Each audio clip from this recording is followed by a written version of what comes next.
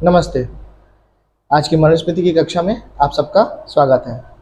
अभी जो हम चतुर्थ अध्याय कर रहे थे तो उसमें पिछली कक्षाओं में हमने देखा था कि दान लेने के अधिकारी कौन कौन लोग हैं और दान हमें किसे नहीं देना चाहिए। तो उसमें हमने देखा था कि जो वैडाल वृत्तिक है, बक वृत्तिक है ना, बिल्ली के प्रवृत्ति वाले, बगुले के जैसे धोखेबाज, ठीक है, और वेदों को ना जानने वाले, ऐसे लोगों को दान नहीं देना चाहिए। तो आज हम देखेंगे कि वैडाल वृत्तिक का लक्षण क्या है, कि इनको हम पहचाने कैसे, किनको बोलेंगे हम वैडाल वृत्तिक लक्षण वाले।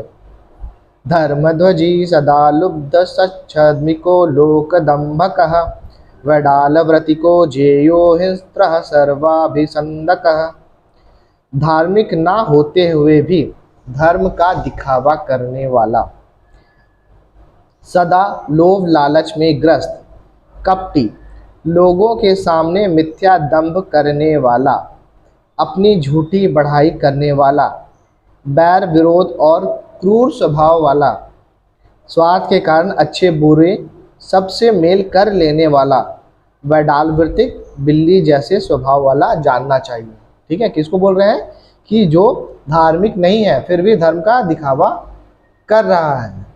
ठीक है, धर्म के जो लक्षण हैं उसको वो पूरे नहीं कर रहा है, उसका पालन नहीं कर रहा है, लेकिन फिर भी धर्म के नाम पे वो पूरा दिखावा करता है।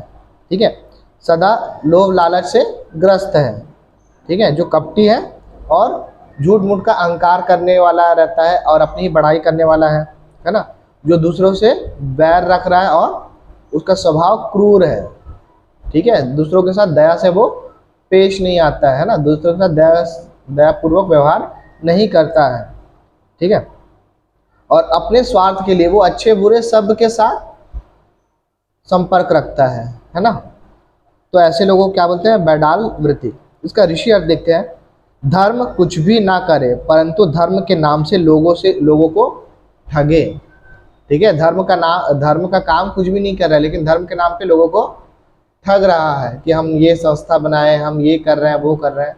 ठीक है, और जाकर देखो तो शायद कुछ भी ना कर रहे हो, परंतु धर्म के नाम पे लोगों को ठगे। सर्वदा लोभ से युक्त, कपटी, संसारी मनुष्यों के सामने अपनी बढ़ाई के गपोड़े मारा करे, प्राणियों का घातक। ठीक है, कई लोग बताते हैं कि हम धार्मिक हैं, है ना, हम सप्ताह में इस दिन नॉनवेज नहीं खाते, बाकी दिन तो खा रहे हो, है ना। और धर्म क्या बताता है? अहिंसा, प्राणियों के प्रति आप में दया भावना होनी चाहिए। तो ये ऐसा व्यक्ति क्या है? वैडाल वृत्तिक है। अन्य से बैर बुद्धि रखने वाला, सब अच्छे और बुरों से भी मेल रखे, उसको वैडाल वृत्तिक अर्थात वैडाल के समान धूर्त और नीच समझना चाहिए। अब देखते हैं बक वृत्तिक। बक मतलब बगुला जो होता है ना, बगुला क्या करता है?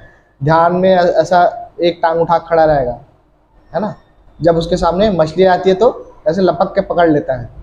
ठीक है, तो ध्यान लगा के ऐसे खड़ा है जैसे कि तपस्या कर रहा है, लेकिन जैसे शिकार आया पकड़ लिया, तो उसको हम लोग बोलते हैं बक वृत्तिक। तो उसके लक्षण क्या है?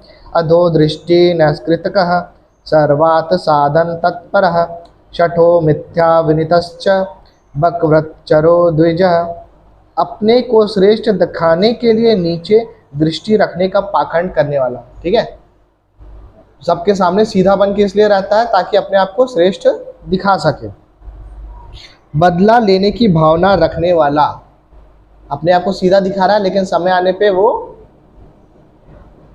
अपना दुश्मनी वो कंप्लीट करेगा। वो सदा सभी उपायों से स्वार्थ सिद्धि करने में यत्नशील। ठीक है, उसको फर्क नहीं पड़ता कि ये धर्म है, अधर्म है, सही है, गलत है, इससे फर्क नहीं पड़ता, उसको अपना जो स्वार्थ है वो पूरा करना ही है। धूर्त, झूठी विनम्रता दिखाने वाला, मतलब झूठ मूठ का वो आपसे अच्छा व्यवहार रख रहा है लेकिन समय आने पे वो आपको धोखा देगा। झूठी विनम्रता दिखाने वाला द्विज, जिसमें ब्राह्मण क्षत्रिय वैश्य, बगुले के समान स्वभाव और आचरण वाला जानना चाहिए। ठीक है, दिखावे के लिए तो सब धर्म कर रहे हैं, लेकिन उनका असल ध्येय क्या रहता है? कि अपना उन्नति बस हो। ठीक है, उन्हें धर्म से एक्चुअली में कोई मतलब ना हो। तो ऐसे लोगों को क्या बोलते हैं हम लोग? बक वृत्तिक। इसका ऋषि अर्थ देखते हैं कीर्ति के लिए नीचे दृष्टि रखे, ईर्ष्या किसी ने उसका पैसा भर भी अपराध किया हो तो उसका बदला प्राण तक लेने को तत्पर रहे। ठीक है, चाहे कपट अधर्म विश्वासघात क्यों ना हो, अपना प्रयोजन साधने में चतुर, चाहे अपनी बात झूठी क्यों ना हो परंतु हट कभी ना छोड़े, झूठ मूठ ऊपर से शील संतोष साधुता दिखलावे, उसको बगुले के समान नीच समझो। ठीक है, ऊपरी दिखावा कर रहा है अच्छा होने का, विनम्र होने का, लेकिन अंदर से उसमें कपट भरा हुआ है, तो ऐसे लोगों को हम लोग क्या बोलते हैं, बकव्रतिक, बगले के समान धूर्त। ठीक है, तो यहाँ पे ये दान वाला जो टॉपिक था वो कंप्लीट होता है। अब अगला टॉपिक है कि हम स्नान कैसी जगहों पे करें। ठीक है,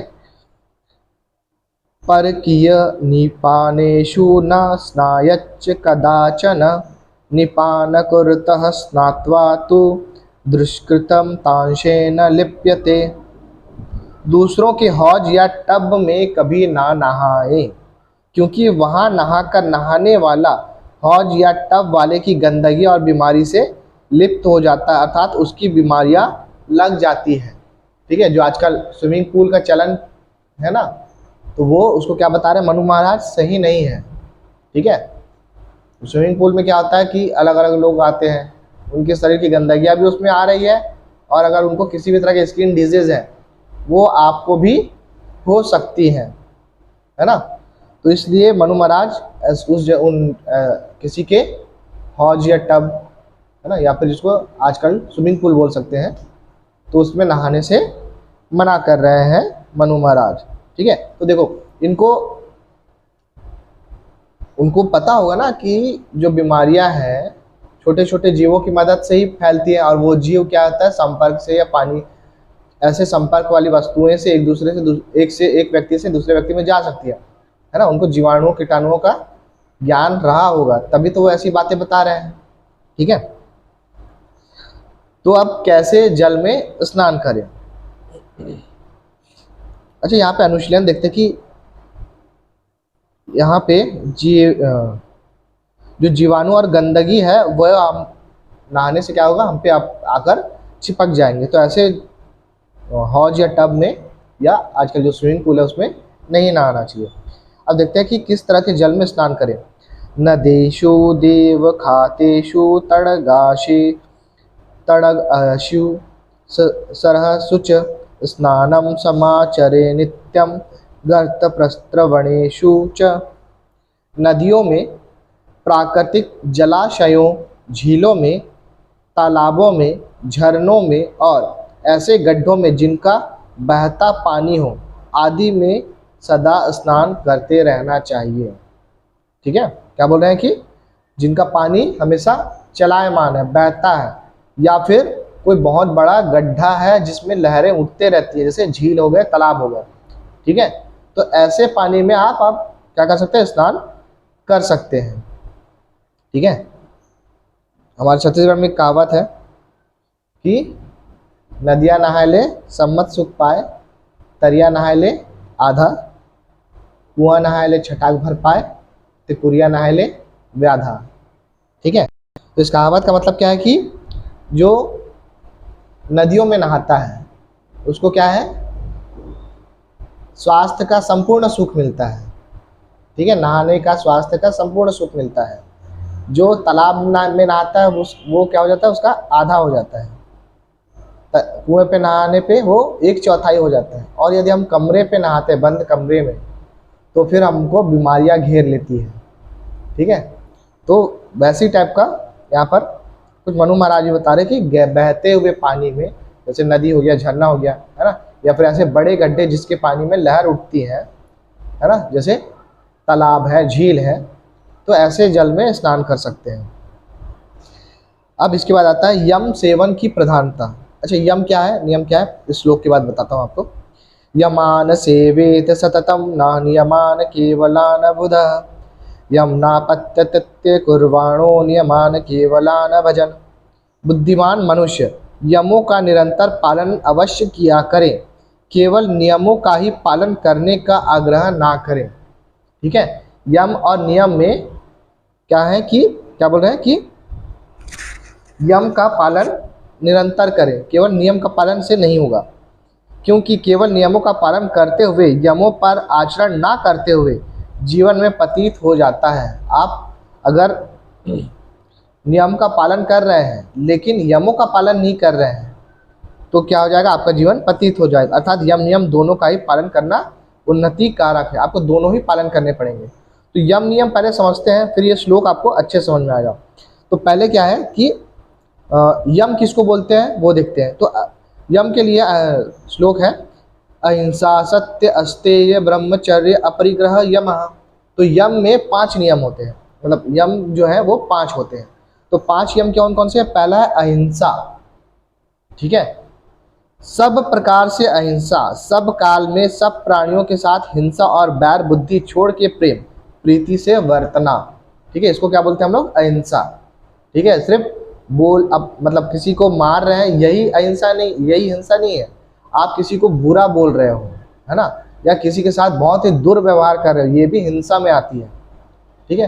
तो मन वाचा कर्मणा, इन तीनों से ही आप अहिंसक बनो, पहला यम ये है।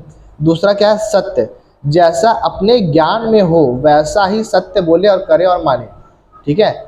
आपकी समझ में जो सत्य है, ठीक है, उसी को आप बोलो, है ना, वैसा ही व्यवहार रखो, है ना, और उसी को ही मानो, ठीक है।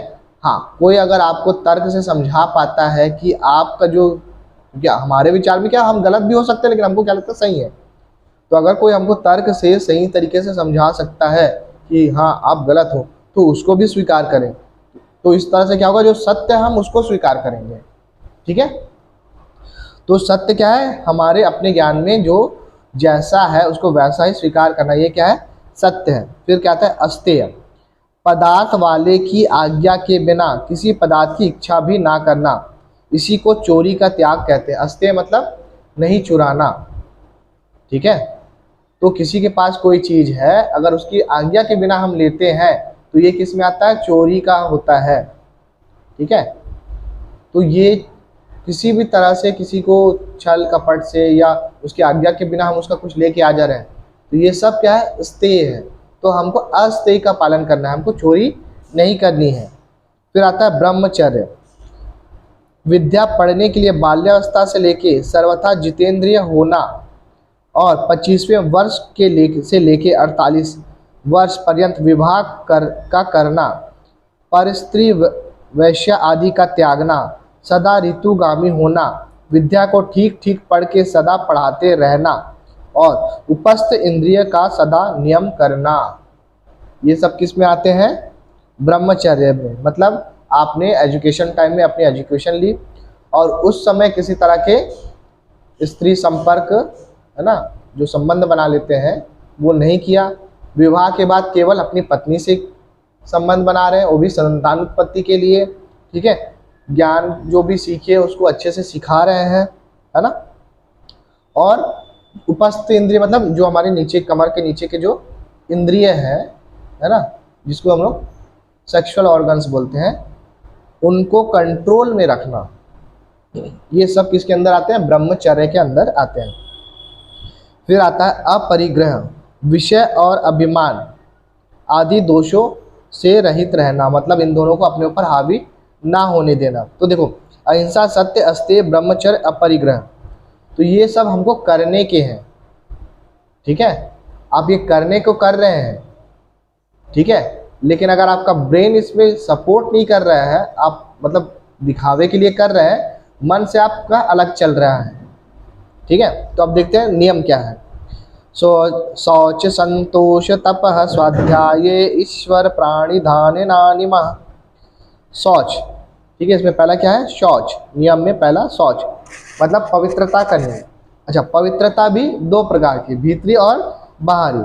भीतर की मतलब शुद्धि धर्माचरण, है ना, धर्मानुसार रहना, सत्य बोलना, विद्याभ्यास करते रहना, अच्छे लोगों की संगति करना, शुभ गुणों के आचरण से होती है, ठीक है। इसको हमारे मन की पवित्रता बोलते हैं, ठीक है, भीतर की शुद्धि। फिर बाहरी पवित्रता क्या है? हम नहाएं, साफ सुथरे कपड़े पहने, साफ सुथरे जगहों पे बैठे, है ना, हमारा खाना पीना जो है वो स्वच्छ हो, है ना, इसको हम लोग बाहर की पवित्रता बोलते हैं। ठीक है, तो ये दोनों तरह के शौच होने। फिर संतोष, सदा धर्मानुष्ठान से अत्यंत पुरुषार्थ करके प्रसन्न रहना चाहिए और दुख में शोकातुर ना होना, किंतु आलस्य का नाम संतोष नहीं है। ठीक है, आप प्रयास करो, ठीक है, उसका रिजल्ट जो भी आए वो भगवान जाने, है ना, कर्म करते रहना, फल भगवान देगा। तो ये है संतोष। लेकिन हमारे पास जो है सो है ना, हम और एफर्ट नहीं करेंगे, ये संतोष नहीं है, ये है आलस। ठीक है, संतोष क्या है कि हम प्रयास कर रहे हैं, उसका फल जो भी आएगा हमको स्वीकार होगा, ये होता है संतोष। ठीक है, लेकिन प्रयास नहीं कर रहे हैं, ठीक है, और हमारे पास जो है जैसा है चलो ठीक है, ये संतोष नहीं है, ये है आलस्य। तो हमको संतोष करना है। ठीक है, फिर आता है तप। जैसे सोने को अग्नि में तपा के निर्मल कर देते हैं, वैसे ही आत्मा और मन को धर्माचरण और शुभ गुणों के आचरण तप से निर्मल कर देना। ठीक है, अपने आप को निर्मल करना कैसे? तप से, मन को धर्माचरण में लगाकर और शुभ गुणों के आचरण रूप, ठीक है, जो सही चीज़ें हैं, सही करने योग्य कर्म है, उनको करना और धर्म में मन को लगा के रखना, ये क्या कहलाता है? तप। फिर आता है स्वाध्याय। मोक्ष विद्या विधायक वेद शास्त्रों का पढ़ना पढ़ाना और ओंकार के विचार से ईश्वर का निश्चय करना कराना। ठीक है, स्वाध्याय मतलब खुद पढ़ते रहना और जो अच्छी चीज़ें खुद सीख रहे हैं दूसरों को सिखाते रहना, ईश्वर का ध्यान करते रहना, ये क्या आता है? स्वाध्याय में आता है। फिर आता है ईश्वर प्राणिधान, अर्थात सब सामर्थ्य, सब गुण, प्राण, आत्मा और मन के प्रेम भाव से आत्मादि सत्य द्रव्यों का ईश्वर के लिए समर्पण करना। ठीक है, हम जो भी कर रहे हैं वो ईश्वर के लिए कर रहे हैं, ईश्वर ने हमको करने का सामर्थ्य दिया। ठीक है, अगर इस भावना के साथ कर रहे हैं तो इसको क्या बोलते हैं हम लोग? ईश्वर प्राणिधान। तो देखो, वो जो यम है 5 वो करने के हैं, ठीक है, हमको उसके लिए पुरुषार्थ करना है, और बाकी जो नियम है 5, ठीक है, ये हमारे मन को शुद्धि करने वाले हैं सभी। ठीक है, हालांकि उसमें एफर्ट वाला पार्ट भी है, प्रयास करने वाला पार्ट भी है नियम में। अब तो इसमें क्या है कि आप शौच कर रहे हो, है ना, लेकिन आप अगर सत्य का पालन नहीं कर रहे हो, है ना, धर्माचरण नहीं चल रहे हो, मतलब नियम कर रहे हो, यम नहीं कर रहे हो, तो भी आप पाखंडी में आ जाओगे, जो बैडाल वृत्तिक वक्रवृत्तिक देखे उस कंडीशन में आ जाओगे। तो यहाँ पे आपको यम और नियम दोनों करना है। ठीक है, आप आजकल जैसे कई लोग बोलते हैं कि हम योग तो रोज करते हैं, रोज सुबह ध्यान लगाते हैं, है ना, अनुलोम विलोम कर रहे हैं, कपालभाति कर रहे हैं, हमारे शरीर पे कोई इफेक्ट ही नहीं पड़ता। ठीक है, तो अगर आप यम नियम नहीं कर रहे हो तो सबसे पहले तो आप योग करने के लायक ही नहीं बन पाए हो। ठीक है, तो पहले आप उसके लायक बनो। आप नॉनवेज खा रहे हो, है ना, नॉनवेज खा रहे हो, हिंसा से प्राप्त भोजन कर रहे हो, ठीक है, मांस मदिरा पी रहे हो, और सुबह आप 10-15 मिनट का 1-1 घंटे तक योग करो, कोई फर्क नहीं पड़ने वाला आपको। ठीक है, आप दिन भर झूठ बोल रहे हो, अपनी साफ सफाई नहीं रख रहे हो, सुबह आप 1-1 घंटे योग करो, कोई फर्क नहीं पड़ने वाला। इसलिए आपको पहले यम और नियम इन दोनों को फॉलो करना पड़ेगा, तब आप लायक बनोगे योग करने के, और उसके बाद योग करोगे तब योग का इफेक्ट आपके शरीर पे आपको दिखेगा। ठीक है, अदरवाइज क्या है, कई लोग बोलते हैं कि हम तो कर रहे हैं लेकिन हमको कोई फर्क ही नहीं पड़ रहा है, हमारी बीमारियां, हमको कोई आराम नहीं मिल पा रहा है योग से। तो आपको देखो, जो एक्सरसाइज से बेनिफिट मिलते हैं ना, उतने बेनिफिट तो आपको योग से मिल जाएंगे, आप सभी चीज़ें कर रहे हो तब भी। लेकिन जो आपकी मन की शांति, जो आत्मा की उन्नति वाला जो पार्ट है ना, वो आपको यम नियम पूरा फॉलो करने के बाद योग करोगे तभी मिलेगा। ठीक है, तो इसलिए यम और नियम इनको समझना और इनको पालन करना बहुत आवश्यक है। ठीक है, तो यम और नियम इसको आप लोग एक बार और अच्छे से देख लेना। फिर भी यदि कोई डाउट हो तो आप अगली कक्षा में पूछ सकते हो, है ना, कमेंट बॉक्स में आप इसे अपने जो भी सुझाव हैं, विचार हैं, प्रश्न हैं, स्पेशली इस यम नियम को, क्योंकि यम नियम समझना बहुत ज़रूरी है।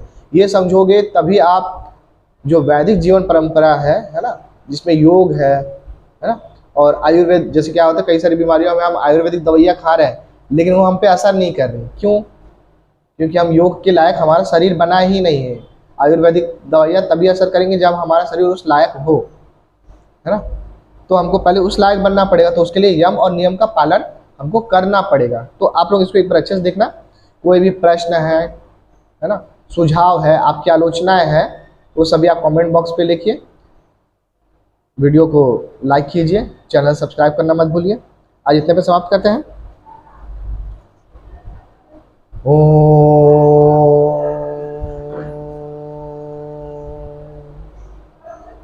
नमस्ते। हमारे वीडियो को देखते हुए यदि आपके मन में कोई प्रश्न हो तो आप कमेंट बॉक्स में लिख सकते हैं। हमारा वीडियो आपको अच्छा लगे तो लाइक शेयर कीजिए और चैनल को सब्सक्राइब करना ना भूलें। धन्यवाद।